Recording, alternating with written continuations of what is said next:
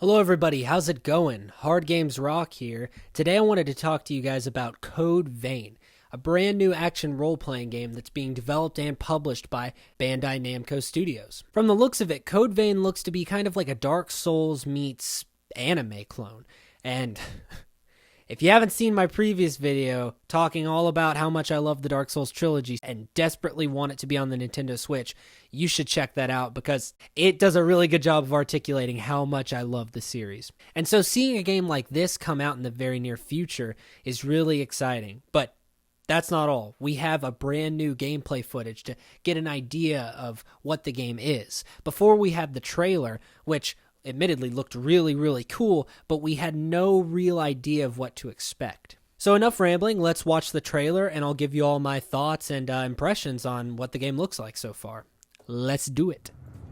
Okay, so right off the bat, looks like the game is going to be taking place in a modern setting, which is very different from the Soulsborne series, so I like it. One thing I will say though, I really hope that the other levels aren't going to have this same murky brown color palette to them. I feel like, especially going with the anime style, like the game would really pop out more with some more vibrant colors, which we'll probably see in later levels in the game. This does look a lot like Dark Souls. Well, scratch that. I've been reading a lot of comparisons to Dark Souls specifically, but I'm totally getting more of a Bloodborne vibe here, which is awesome. I love Bloodborne. Ooh! Yeah, with that spin attack especially, that's really reminded me of Bloodborne. That was nice. Okay, so now that the initial reaction to the gameplay trailer is out of the way, I thought maybe we could do some research and look at what maybe the developers have to say about the game so far. After all, the gameplay trailer did show us gameplay, and it did show a lot of combat mechanics that we can expect to see in the game. That was pretty much it. We saw like 2 to 3 different types of enemies.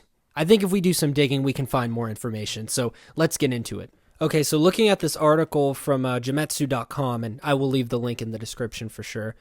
But it says right here, don't expect Code Vein to be super difficult, according to the director. Or in their own words, it says, Code Vein won't break the player's spirit. It says that we can pick up weapons in dungeons, specifically by enemy drops. So kind of like in Dark Souls, where you kill certain enemies and then they drop weapons. So that's pretty cool. When asked about, hey, is the game open world? The director says that it's difficult to define open world, but all the fields are connected and can be traveled on foot. That's really interesting. That, again, sounds a lot like Dark Souls or Bloodborne. Okay, so right here in the article, talks about how Code Vein is a challenge for them as they're trying to excite people not only in Japan with this game, but other regions as well. This makes a lot of sense, and it explains why we're seeing a Dark Souls-esque game, in terms of the gameplay anyway.